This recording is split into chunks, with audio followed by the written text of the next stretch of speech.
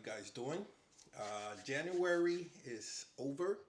February, it's way on its way, and we got some numbers, and the numbers are looking pretty good. So let's look back at December, and the December numbers, the final results, just to recap, was 769 in sales, 236 orders, which were about 859 cards, with an average uh, sell through card of 191. So average sale card, it's on average, how much did I sell one card per card? Refunds, it was 67, which was pretty high, and $180 in fees. So that was December numbers.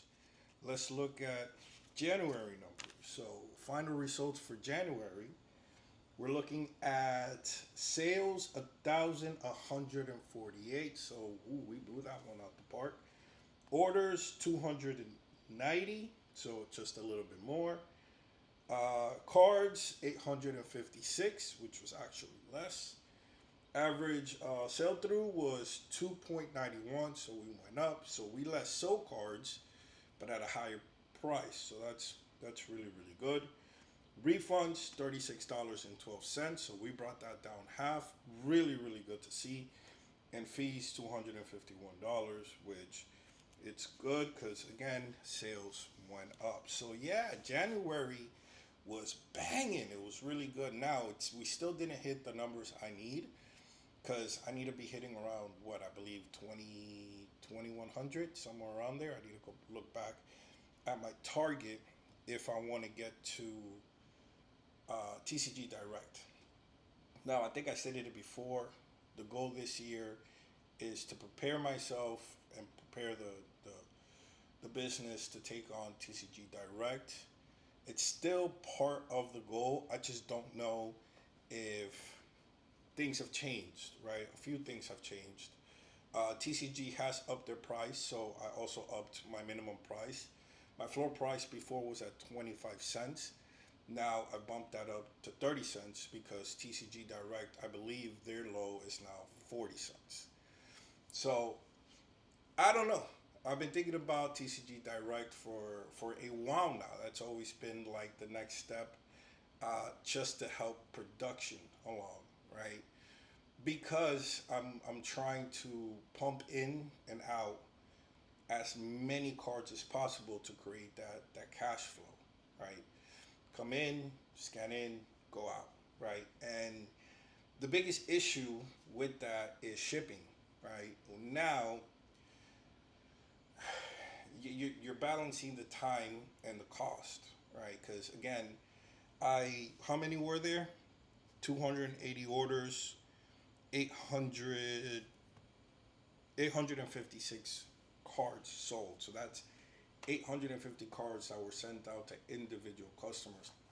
Now you get the little premium off of that, right? But that's 200, 850 cards that you have to process, package, and ship, right? And that takes time. And if you want to scale, it's just not feasible, right? And it doesn't pay for an hourly rate to come do that. So if you want to scale, it's very difficult if you want to process, let's say, 1,500 cards, right? 2,000 cards. If you want to process high volume, the the workflow, at least for right now, even as pretty optimized as I have it, it's just not gonna cut it. So it kind of forces me into direct because with direct, instead of shipping individually, now I can ship in bulk to direct, which speeds up the process. The scanning process is something I also have to work with, which is it's a bit slow. I need to be able to get it where I can pretty much grab collections, right? I just picked up a collection right now, huge Pokemon collection, and I need to be able to process this fairly quickly, like very quickly. Be able to organize and sift through them, and then run them through the system to get them up and running. The other factor that I'm thinking about as well is eBay. So eBay site is up there. Most of the eBay site, I do have sealed products, just because you could get a little bit more on eBay than you could get the sealed products in TCG Player.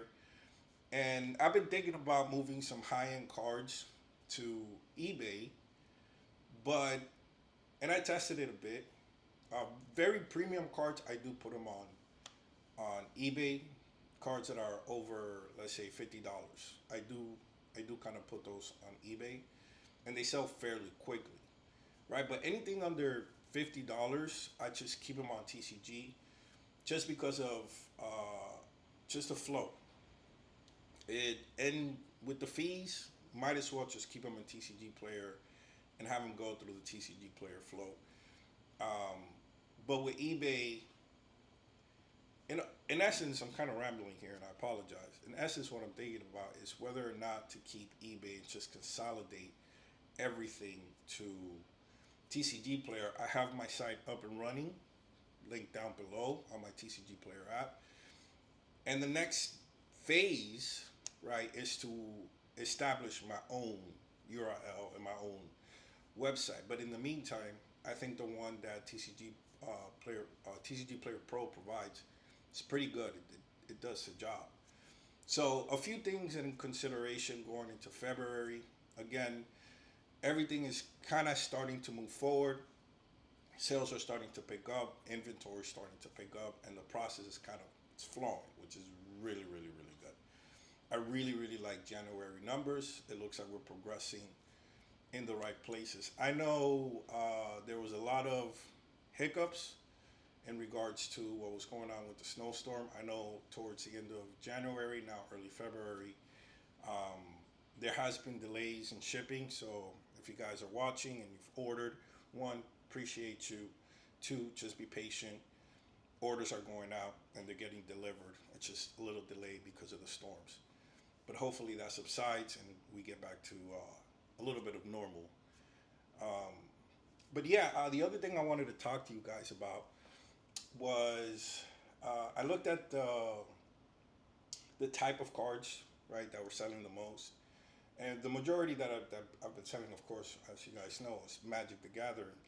And in Magic the Gathering, right now, what's really, really hot is Fallout. Fallout, Bloomborough has been a staple, hasn't changed. But Fallout and Doctor Who, man, those are selling. And they're getting very difficult to get a hold of now at a good price, right? If you didn't see my last video, check it out. That I talk about how I get my inventory to go ahead and sell on the store. And to start finding these cards, it's getting a little difficult for Fallout and Doctor Who because they are selling. I mean, they are going. As soon as I get them up and running, within the same day, half the cards that I put in from that inventory lot immediately starts to sell. I have the next set ready and prepped to upload. I'm just waiting it for it to die down a little bit. And then I'll go ahead and put in the next batch of inventory. I just finished sifting and organizing and uploading Lauren, so I'll have that in the system as well, and then we'll see how Lauren is doing. I heard really good things about this set. Everybody seems to like it, and it's at a good price. Like I got the decks for a really good price. I got the booster box for a pretty good price. I have already ordered the next batch, so it should be good to go. Now on the Pokemon side, it's ugly. It's still ugly. Like I got this bulk, but getting bulk isn't difficult. You could find bulk at a pretty good price. I was able to get this bulk basically for a Phantasmal Flames blister hanger and 3 packs of 151. I traded those in for about 6,000 cards worth of bulk, unsifted. So there is value there. But getting bulk isn't the hard part. Getting sealed products is the hard part. And Ascended Heroes looks like to be a fan favorite, especially with the God packs. So Pokemon right now, it's still looking like there's no end in sight. One Piece, you guys heard about that, and now Dragon Ball Z is starting to make some noise. I just sold a Dragon Ball Z Gohan uh, for $150, and that card has been sitting there for, I would say, 3 months. 3 months that card has been sitting there. And when I pulled that card was sitting somewhere around $70, and now it has raised to, like I said, how much I sold it for 150. And then the booster box, the manga booster box, I bought three of them. I bought each one of them for 150 bucks, 160 bucks when they came out. Now they're going for 600, volume one. So it looks like the roll snowball effect of speculation isn't going over anywhere. It's just moving on from one to the other, which is making it very difficult to enjoy the hobby and then to be in business, right? I'm not looking for distribution just because I just know right now that's probably not an option.